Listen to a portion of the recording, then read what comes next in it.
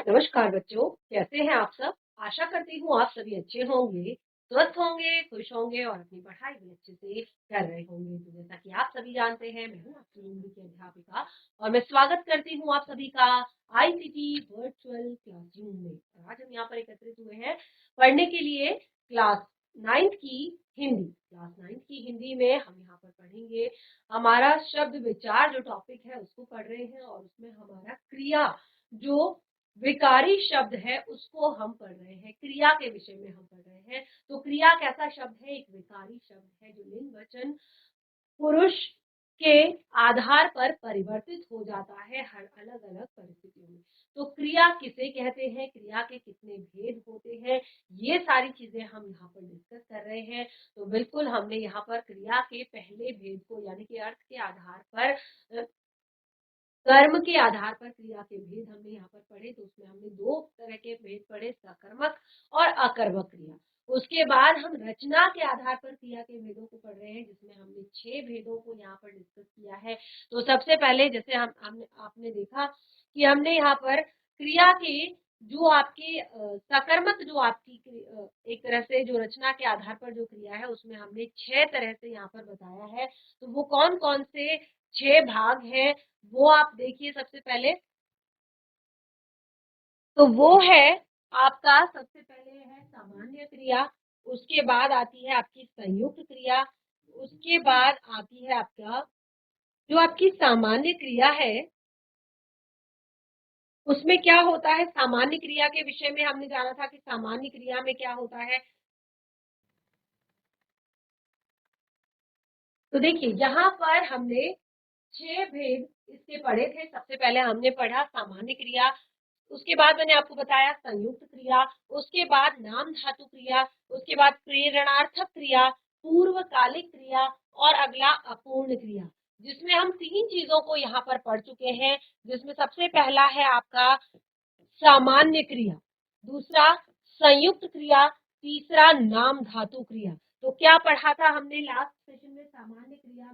सामान्य क्रिया में हमने यहाँ पर पढ़ा था जैसे जब किसी वाक्य में एक ही क्रिया होती है तो उसे सामान्य क्रिया कहते हैं। जैसे नेहा सेब लाई, मोहन कार्यालय गया, राकेश ने कपड़े बांटे, प्रकाश ने दुकान खरीदी। तो यहाँ पर ये जो आपके अंडरलाइन किए गए जितने भी शब्द हैं ये क्या है? केवल एक क्रिया है। तो जिसमें एक क्रिया होती है उसको कहते हैं सामान्य क्रिया। जिसमें केवल एक क्रिया होती है उसको कहते हैं सामान्य क्रिया। उसके बाद हमने दूसरा यहाँ पर पढ़ा संयुक्त क्रिया। संयुक्त क्रिया किसे कहते हैं? जब 2 या 2 से अधिक क्रियाएं एक ही कार्य का बोध कराती हैं। जब 2 या 2 से अधिक क्रियाएं, अब देखिए यहाँ पर क्रिया कितनी है? 2 या 2 से अधिक है, या एक नहीं है, 2 होंगी या 2 से अधिक होंगी। ठीक है, तो 2 या 2 से अधिक क्रियाएं एक ही कार्य का बोध कराती हैं तो उसे संयुक्त क्रिया कहते हैं। और इसके भी मैंने एग्जाम्पल आप लोग को लिखाए थे। मैं यह पुस्तक पढ़ सकता हूँ, पढ़ सकता हूँ। पढ़ जो है वो आपका क्रिया का धातु रूप है, यानी कि एक तरह से जो मेन आपकी क्रिया होती है, पढ़, लिख, सो, चल, खा, जा, आ, ठीक है, ये सब क्या है? आपकी क्रिया के धातु रूप है। और यह पुस्तक, मैं यह पुस्तक पढ़ सकता हूँ शब्द तो क्रिया है ही। ठीक है, तो पढ़ सकता हूँ एक ही बात को यहाँ पर डिफाइन कर रहे हैं। वह यह भार उठा सकता है, उठा, ये भी आपका धातु रूप है क्रिया का। और उसके बाद सकता है, ये तो आपकी क्रिया है ही। ठीक है, तो इस तरह से ये दोनों शब्द एक ही काम कर रहे हैं। और मैंने यहाँ पर 2 एग्जाम्पल आपको खुद से लिखकर लाने के लिए कहे थे जो आपने लिखे होंगे। उसके बाद मैंने यहाँ पर आपको बताया नाम धातु क्रियाएं। नाम धातु क्रियाएं क्या होती है?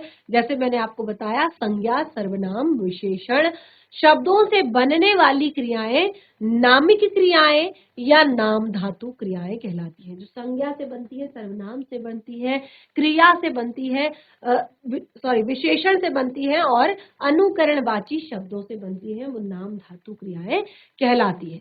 जैसे रमेश दरवाजा रंगने लगा, रमेश दरवाजा रंगने लगा। आयुष पाठ दोहराने लगा। आकाश में तारे टिमटिमाने लगे। अब देखिए टिमटिमाने लगे, जो टिमटिमाना शब्द है ये क्या है, ये आपका नाम धातु क्रिया है। रंगना शब्द क्या है, ये आपका नाम धातु क्रिया है। दोहराना शब्द क्या है, नाम धातु क्रिया है। अपनाना शब्द क्या है, नाम धातु क्रिया है। ठीक है, तो इस तरह से हमने यहाँ पर इसमें कैसे संज्ञा से कैसे आपका नाम धातु क्रियाएं बनेंगी। जैसे लात है तो लतियाना, ठीक है, ये आपका नाम धातु क्रिया है। सर्वनाम शब्द है तो उसमें अगर मैं शब्द है तो उसे मीमियाना।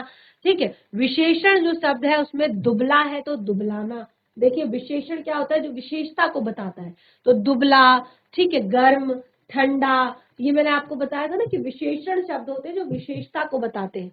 तो दुबला का दुबलाना, ठीक है, गर्म का गर्माना, ठंडा का ठंडाना, ठीक है, ये विशेषण शब्दों से। फिर अनुकरणवाची शब्दों से, अनुकरणवाची यानी कि जो रिपीटेशन वर्ड्स होते हैं, जो रिपीट होते हैं, अनुकरण करते हैं, जैसे किट किट, ठीक है, 2 बार एक ही वर्ड रिपीट हो रहा है किट किट, तो उसका अनुकरण वाची शब्दों से कैसे नाम धातु क्रिया बनेगी, किटकिटाना। ठीक है, इसी तरह से ठक ठक, एक बार नहीं है, ठक ठक, ठक ठकाना, क्या बनेगा, ठक ठकाना। अगला है थप थप, तो क्या बनेगा, थप थपाना। ठीक है, तो इस तरह से हमने यहाँ पर 3 भेद अपने क्लियर कर लिए थे क्रिया में, रचना के आधार पर क्रिया के भेदों में। अब हम आगे बढ़ते हैं अपना प्रेरणार्थक क्रिया, जो हमारा नंबर 4 है इसका, प्रेरणार्थक क्रिया, उसको हम पढ़ेंगे। तो बिल्कुल वहीं से आगे कंटिन्यू करेंगे। नंबर 4 प्रेरणार्थक, जो प्रेरणा से, ठीक है, प्रेरणार्थक क्रिया, प्रेरणार्थक क्रिया, प्रेरणार्थक क्रिया क्या होती है। ठीक है, अब यहाँ पर जैसे कि आपको नाम से ही पता चल रहा है कि यहाँ पर प्रेरणा दी जा रही है, प्रेरित किया जा रहा है, तो यहाँ पर कर्ता स्वयं कार्य को ना करके, यानी कि जो करता है यानी कि काम करने वाला व्यक्ति है या जो बताने वाला व्यक्ति है, वो खुद काम ना करके अपनी बात से दूसरों को प्रेरित कर रहा है, दूसरों को प्रेरणा दे रहा है। ठीक है, अब देखिए उसको हम कैसे समझेंगे।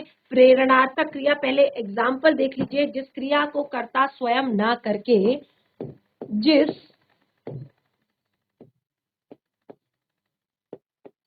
क्रिया को कर्ता स्वयं न करके, देखिए जिस क्रिया को कर्ता स्वयं न करके दूसरों को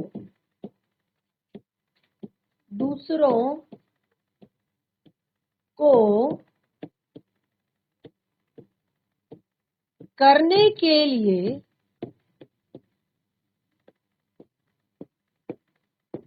प्रेरित, दूसरों को करने के लिए प्रेरित करता है,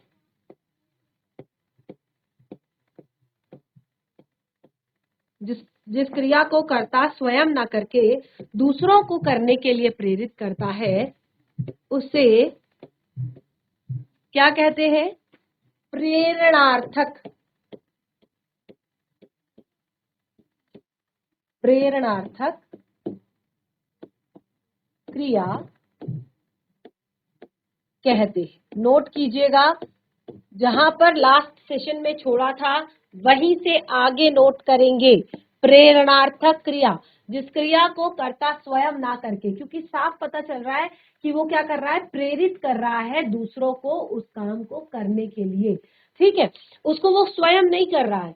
जैसे उदाहरण के लिए देखिएगा,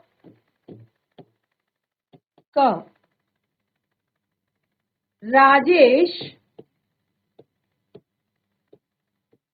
अंशु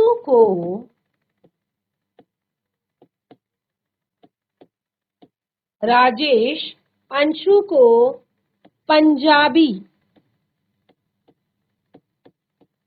पंजाबी पढ़ाता है। राजेश अंशु को पंजाबी पढ़ाता है। अब देखिए आगे देखिए, अमन दादाजी को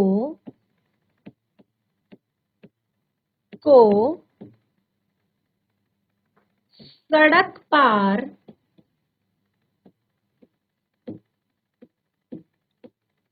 कराता है। अमन दादाजी को सड़क पार कराता है। अगला देखिए, माँ बच्चे को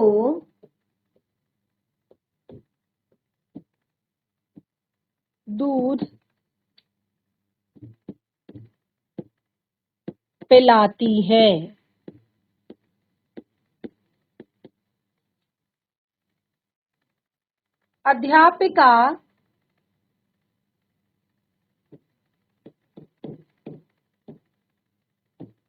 अध्यापिका ने नीना से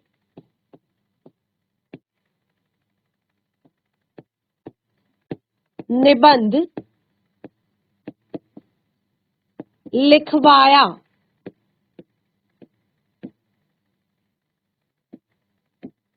अध्यापिका ने नीना से निबंध लिखवाया। अब आप ध्यान से पढ़िएगा, ध्यान से समझिएगा। हमने यहाँ पर कहा कि इसमें क्या होता है प्रेरणार्थक क्रिया में, कि कर्ता स्वयं उस क्रिया को ना कर दूसरों को करने के लिए प्रेरित करता है।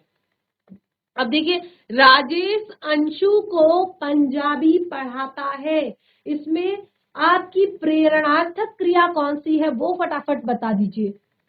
प्रेरणार्थक क्रिया कौन सी है, हैंड रेज करेंगे फटाफट। कि राजेश अंशु को पंजाबी पढ़ाता है। अब देखिए, हमने ये नहीं कहा कि राजेश पंजाबी पढ़ता है। राजेश क्या कर रहा है, अंशु को पंजाबी पढ़ने के लिए, सीखने के लिए प्रेरित कर रहा है। इसीलिए वो क्या कर रहा है, उसको पढ़ाता है। ठीक है, पढ़ाता है, पढ़ता है नहीं है यहाँ पर है पढ़ाता है। ठीक है, इसी तरह से अमन दादाजी को सड़क पार कराता है। अमन स्वयं के लिए सड़क पार नहीं कर रहा है, वो दादाजी को सड़क पार करवा रहा है। ठीक है, माँ बच्चे को दूध पिलाती है। माँ स्वयं दूध नहीं पी रही है बल्कि बच्चे को दूध पिला रही है। तो ये क्या है, प्रेरणार्थक है। क्रिया कौन कर रहा है, दूध कौन पी रहा है, बच्चा पी रहा है। अब पंजाबी कौन सीख रहा है, अंशु सीख रहा है। सड़क पार कौन कर रहा है, दादाजी कर रहे हैं। ठीक है, अध्यापिका ने नीना से निबंध लिखवाया। अध्यापिका ने स्वयं निबंध नहीं लिखा, नीना ने स्वयं निबंध नहीं लिखा, अध्यापिका ने नीना को निबंध लिखने के लिए प्रेरित किया। तो अध्यापिका ने नीना को निबंध लिखवाया। ठीक है, नीना से निबंध लिखवाया। तो यहाँ पर ये हमारी प्रेरणार्थक क्रिया है कि अध्यापिका ने नीना से निबंध लिखवाया। तो देखिए, 4 हमने चीजें यहाँ पर पढ़ी, पढ़ाता है, कराता है, पिलाती है, लिखवाती है। यानी कि यहाँ पर कर्ता स्वयं क्रिया ना करके दूसरों को क्रिया करने के लिए प्रेरित कर रहा है, इसीलिए ये है प्रेरणार्थक क्रिया। उसके बाद हम अगला टॉपिक जो है उस पर आते हैं। ठीक है, अब ये है यहाँ पर प्रेरणार्थक क्रिया के भेद। ठीक है, प्रेरणार्थक क्रिया के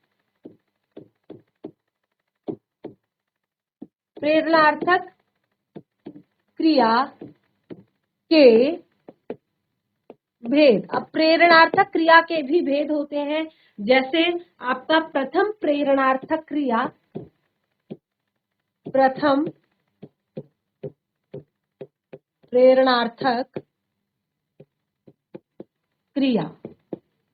तो क्या होती है प्रथम प्रेरणार्थक क्रिया, किसे कहते हैं?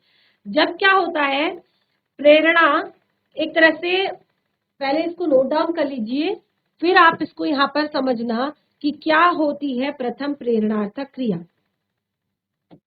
जो प्रथम प्रेरणार्थक क्रिया होती है, जब कर्ता काम करने वाला व्यक्ति जो है, जो काम करने वाला व्यक्ति है, वो स्वयं जब प्रेरणा दे रहा है, ध्यान दीजिएगा, जब वो स्वयं कार्य करने की जब कर्ता स्वयं कार्य करने की प्रेरणा देता है, जब कर्ता स्वयं कार्य करने की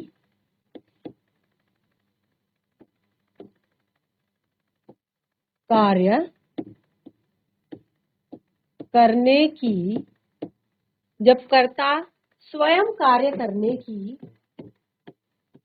प्रेरणा देता है, तो उसे क्या कहते हैं? तब क्रिया प्रथम प्रेरणार्थक कहलाती है। तब क्रिया प्रथम प्रेरणार्थक कहलाती है। ठीक है, जब कर्ता जो है स्वयं कार्य करने को प्रेरित कर रहा है। ठीक है, तो उसको कहते हैं प्रथम प्रेरणार्थक क्रिया। जैसे एग्जाम्पल देख लीजिए। ठीक है, एग्जाम्पल देखिए, अब यहाँ पर हमने कुछ आपको एग्जाम्पल जो बताए थे, उदाहरण, उसी के कारण हमने यहाँ पर ये भेद बताए हैं। यहाँ पर आपको क्लियर हो जाएगा। देखिए, अमित बच्चे को पाठ पढ़ाता है। तो देखिए, अमित बच्चे को पाठ पढ़ाता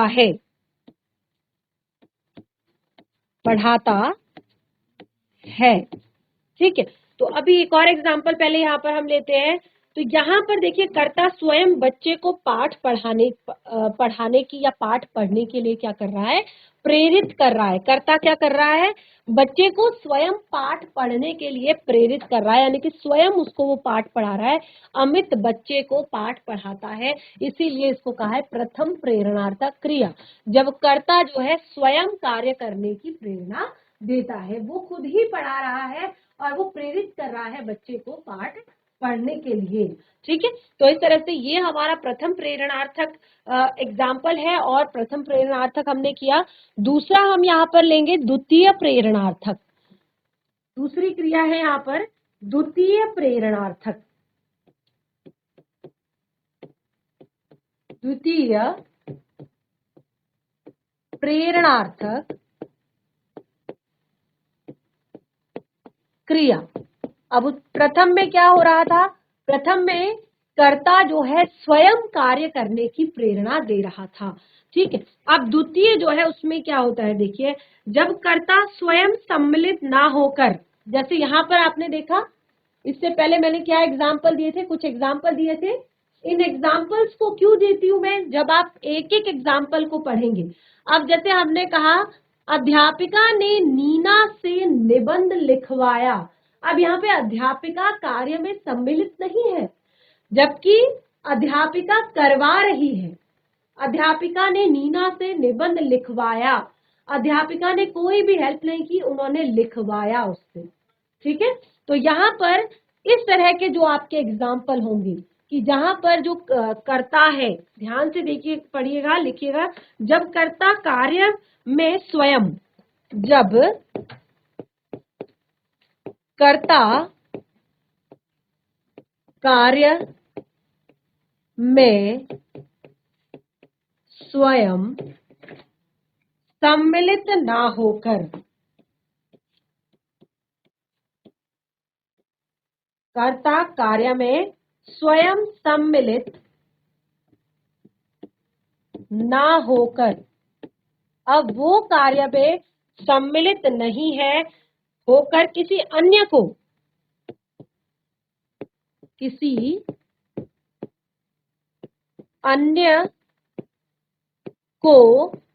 ठीक है, वो स्वयं कार्य नहीं कर रहा है, वो किसी अन्य को प्रेरित किसी अन्य को प्रेरित करता है।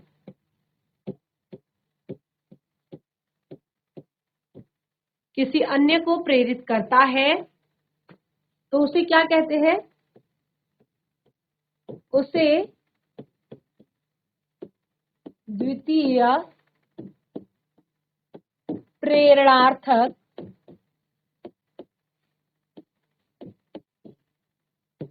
क्रिया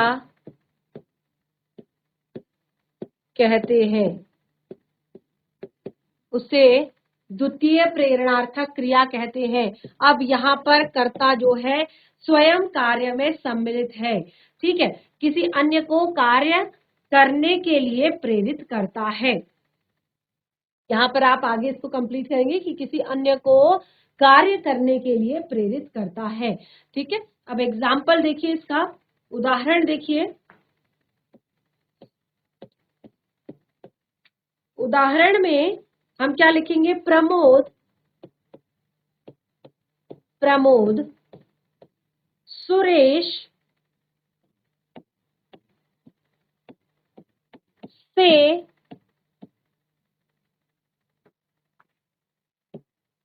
बच्चे को, प्रमोद सुरेश से बच्चे को पढ़वाता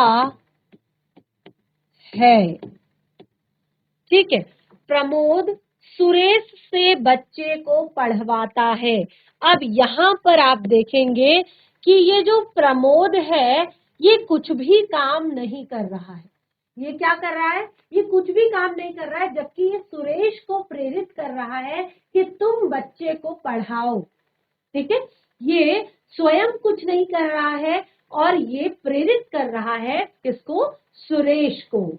ठीक है, यहाँ पर कर्ता जो है वो कार्य में स्वयं सम्मिलित नहीं होकर वो दूसरे को प्रेरित करता है काम करने के लिए। ठीक है, तो ये आपका था द्वितीय प्रेरणार्थक क्रिया। तो इस तरह से हमने प्रेरणार्थक क्रिया यहाँ पर जाना कि जिसमें कर्ता क्या करता है कि व्यक्ति को काम करने के लिए प्रेरित करता है। एक में स्वयं प्रेरित करता है, स्वयं कार्य करने के लिए प्रेरित करता है, और एक में दूसरों से करवाता है। तो प्रथम प्रेरणार्थक में वो स्वयं प्रेरित करता है, द्वितीय प्रेरणार्थक में वो दूसरों से प्रेरित करता है, करवाता है कार्य करने के लिए। अगला है नंबर 5 हमारा पूर्वकालिक क्रिया। अब देखिए 4 भेद हमारे क्लियर हो गए थे और उसके बाद है हमारा पूर्वकालिक क्रिया। क्या होती है पूर्वकालिक क्रिया? ध्यान दीजिएगा, पूर्वकालिक क्रिया किसे कहते हैं? तो सबसे पहले आप नोट कर लीजिए परिभाषा को, उसके बाद आप आगे एग्जाम्पल से इसको समझेंगे। पूर्वकालिक क्रिया, देखिए किसी वाक्य में मुख्य क्रिया से पहले, किसी वाक्य में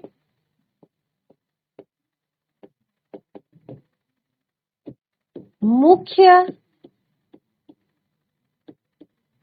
क्रिया, किसी वाक्य में मुख्य क्रिया से पहले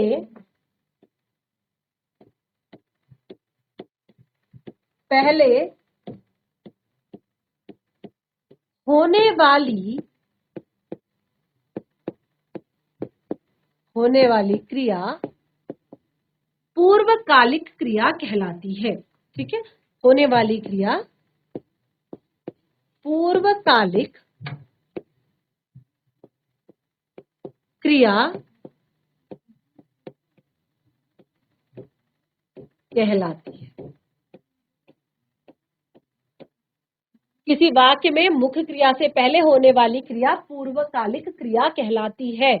अब एग्जाम्पल देखिए, उदाहरण देखिए पूर्वकालिक क्रिया के। ठीक है, जो मुख्य क्रिया के पहले होती है, ध्यान दीजिएगा बहुत ही ज्यादा आपको समझ अच्छे से आएगा जब आप एग्जाम्पल पढ़ेंगे। शिव कुमार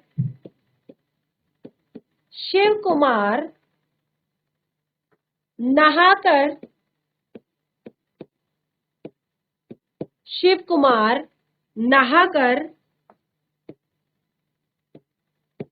पूजा करने लगा।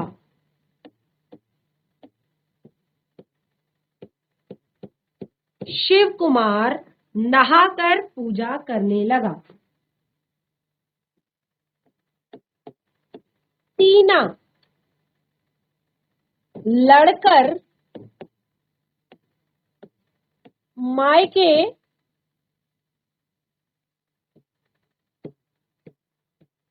चली गई। ठीक है। सरिता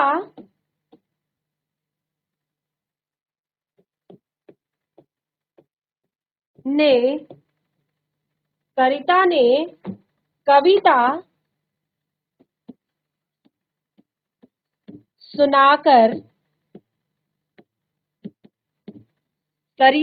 कविता सुनाकर पुरस्कार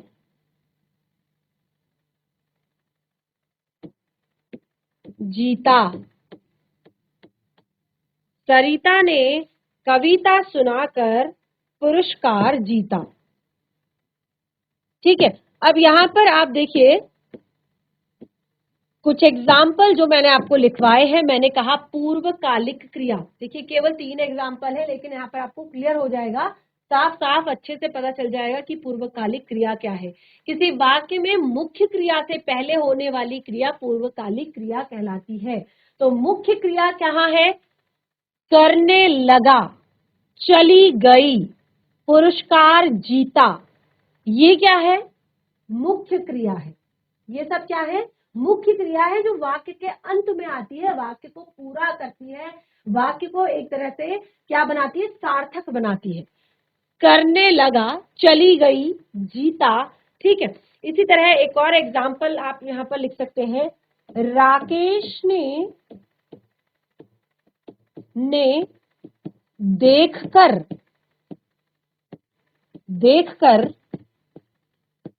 निबंध लिखा। अब फिर से देखिए, देखकर निबंध लिखा जो शब्द है क्या है? आपकी मुख्य क्रिया है। ठीक है। ये सब क्या है? आपकी मुख्य क्रिया है। लेकिन हमने क्या कहा कि किसी वाक्य में मुख्य क्रिया से पहले होने वाली क्रिया। तो मुख्य क्रिया से पहले आप वाक्य को पढ़िए, और कौन सी क्रिया हो रही है यहाँ पर? शिव कुमार ने नहाकर पहले उसने क्या किया? नहाया, नहाकर पूजा करने लगा। नहाकर एक क्रिया क्या है? नहाकर। टीना लड़कर मायके चली गई एक क्रिया है, लेकिन उससे पहले उसने क्या की? लड़ाई की। ये क्रिया है। सरिता ने कविता सुनाकर पुरस्कार जीता। सरिता ने पुरस्कार जीता, लेकिन कैसे जीता? कैसे जीता उसने पुरस्कार? उसने पुरस्कार जीता कविता सुनाकर। क्या किया उसने? पहले कविता सुनाई। राकेश ने देखकर निबंध लिखा। राकेश ने निबंध लिखा, लेकिन कैसे? उसने पहले देखा फिर निबंध लिखा। नहाकर, लड़कर, सुनकर, देखकर, ये सब पूर्वकालिक क्रियाएं हैं। ये सब क्या है? पूर्वकालिक क्रियाएं हैं, यानी कि मुख्य क्रिया से पहले ये क्रियाएं हो रही है, इसीलिए ये आपकी पूर्वकालिक क्रियाएं हैं। तो इस तरह से हमने यहाँ पर 5 भेद तो बिल्कुल अपने क्लियर कर लिए हैं, और इसमें लास्ट आती है आपकी अपूर्ण क्रिया। तो अपूर्ण क्रिया जो है वो बहुत ही ज्यादा एक तरह से टफ नहीं है, क्योंकि जैसे यहाँ पर जो क्रियाएं पूर्ण ना हो, ठीक है, अपूर्ण क्रिया, ये लास्ट इसका भेद है, अपूर्ण क्रिया। तो जो क्रियाएं पूर्ण ना हो उसे हम कहते हैं अपूर्ण क्रिया। तो ये जो हमारा टॉपिक है इसको हम करेंगे कंटिन्यू अपने नेक्स्ट सेशन में। आज हमने जितना भी पढ़ा है उसको आप घर पर एक बार रिवाइज करेंगे, ठीक है, और उसमें कोई भी डाउट यदि आपको होता है तो आप नेक्स्ट सेशन में से जरूर क्लियर करेंगे। और इस तरह से फिर लास्ट जो हमारा सेशन होगा अगला जो हमारा सेशन होगा उस सेशन में हमारा ये विकारी शब्दों से रिलेटेड ये टॉपिक क्लियर हो जाएगा। उसके बाद अविकारी शब्दों से जो रिलेटेड टॉपिक है, जैसे क्रिया विशेषण है, संबंध बोधक है, समुच्चय बोधक है, विश्व आदि बोधक है, उन्हें हम आगे पढ़ेंगे। उससे पहले हम यहाँ पर अपने जो हमारे लिटरेचर से जुड़े हुए हमारे सब्जेक्ट जो हमारी बुक है उसके टॉपिक्स को यहाँ पर पढ़ेंगे। तो इस तरह से आज का सेशन हमारा यहीं पे समाप्त होता है। हम मिलेंगे अपने नेक्स्ट सेशन में, तब तक के लिए धन्यवाद। आपका दिन शुभ हो।